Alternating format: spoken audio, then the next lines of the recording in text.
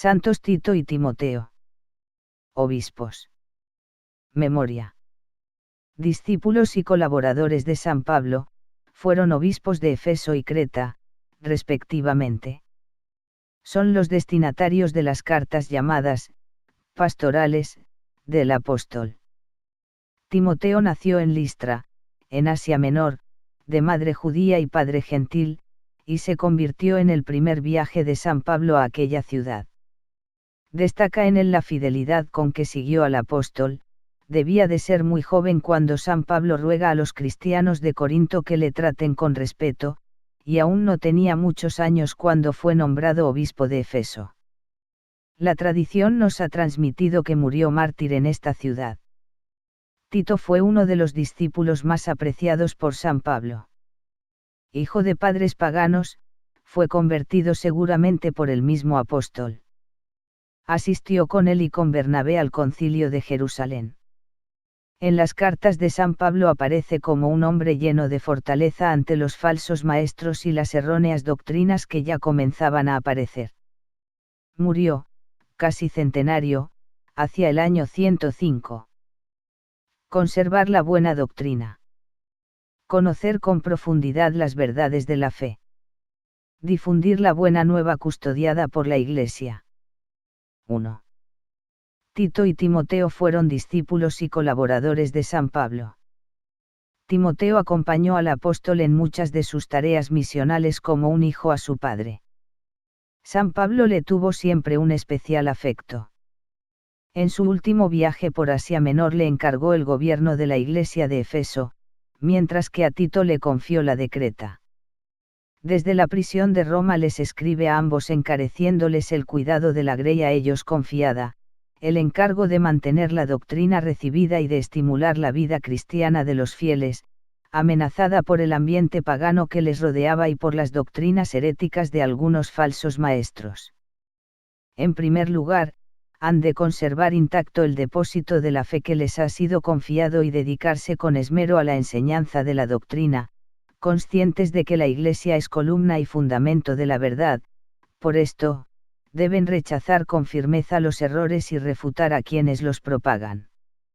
Desde los comienzos, la Iglesia ha procurado que la formación doctrinal de sus hijos se dirija a los contenidos fundamentales, expuestos con claridad, evitando pérdidas de tiempo y posibles confusiones que podrían seguirse de enseñar teorías poco probadas o marginales a la fe.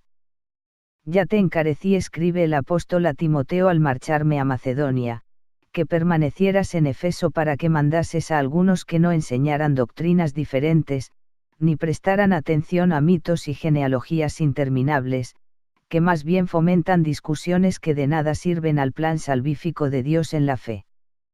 El Papa Juan Pablo II, comentando este pasaje de la Escritura, indica a todos aquellos que se dedican a la formación de otros que, se abstengan de turbar el espíritu de los niños y de los jóvenes en esta etapa de su catequesis, con teorías extrañas, problemas inútiles o discusiones estériles.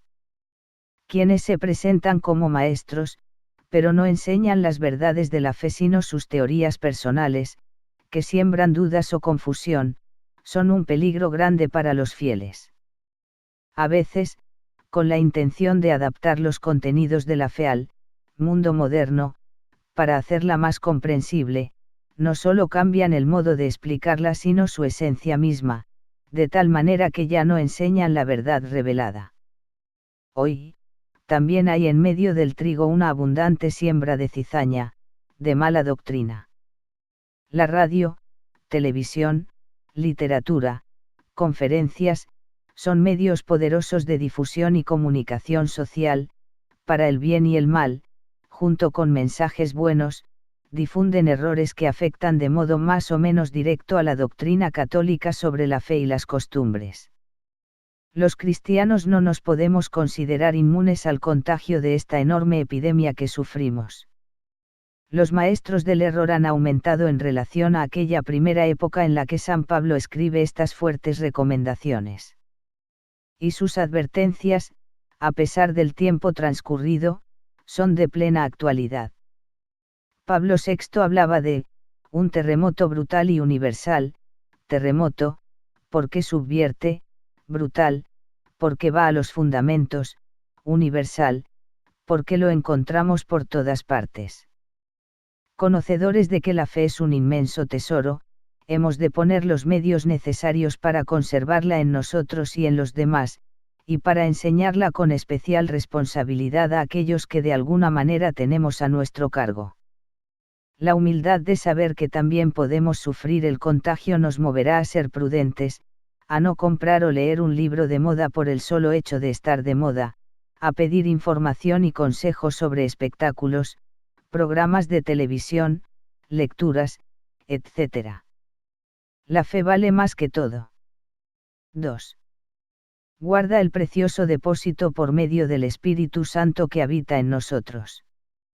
En el derecho romano el depósito eran aquellos bienes que se entregaban a una persona con la obligación de custodiarlos para devolverlos íntegros cuando el que los había depositado lo requería. San Pablo aplica el mismo término al contenido de la revelación, y así ha pasado a la tradición católica. Este conjunto de verdades que es entregado a cada generación, que a su vez los transmite a la siguiente, no es fruto, como hemos meditado muchas veces, del ingenio y de la reflexión humanos, sino que procede de Dios. Por eso, a quienes no son fieles a su enseñanza se podrían dirigir las palabras que el profeta Jeremías pone en labios de Yahvé: 2 pecados ha cometido mi pueblo, me ha abandonado a mí, fuente de las aguas vivas, para excavarse aljibes agrietados que no pueden retener las aguas. Quienes dejan a un lado el magisterio de la Iglesia, solo pueden enseñar doctrinas de hombres, que resultan no solo vanas y vacías, sino también dañinas, a veces demoledoras para la fe y la salvación.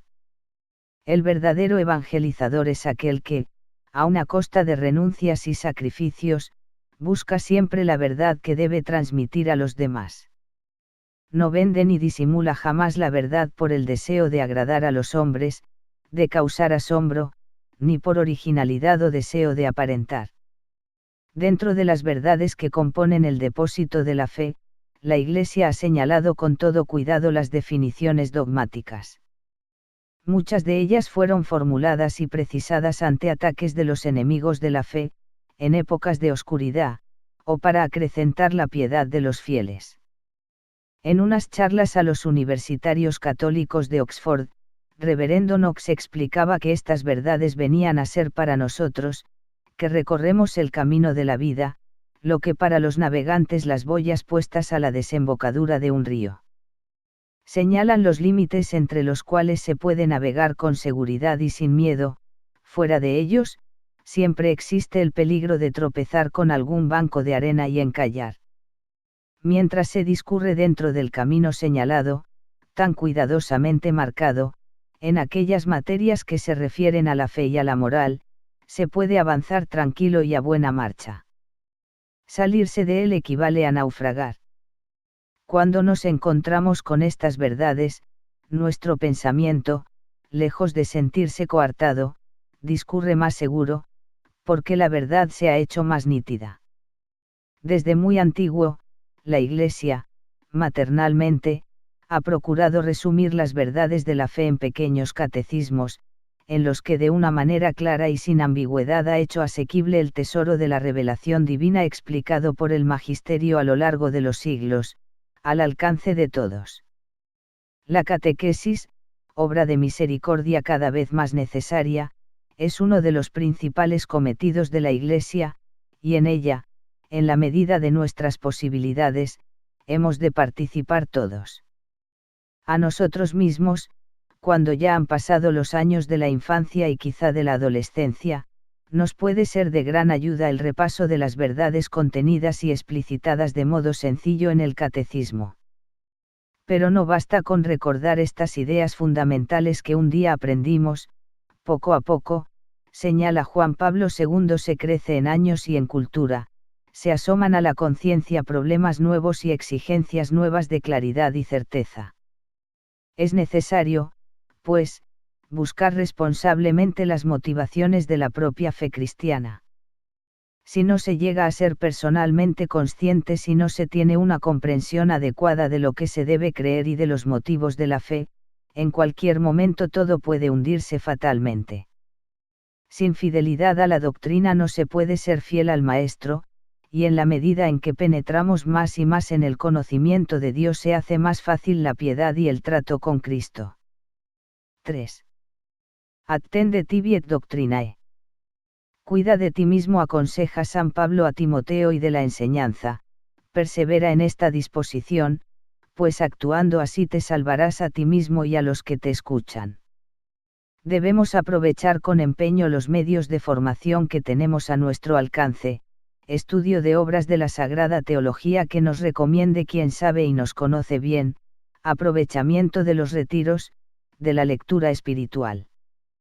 Se trata de adquirir una buena formación doctrinal según nuestras peculiares circunstancias, para conocer mejor a Dios, para darlo a conocer, para evitar el contagio de tantas falsas doctrinas como cada día, por un medio u otro, nos llegan.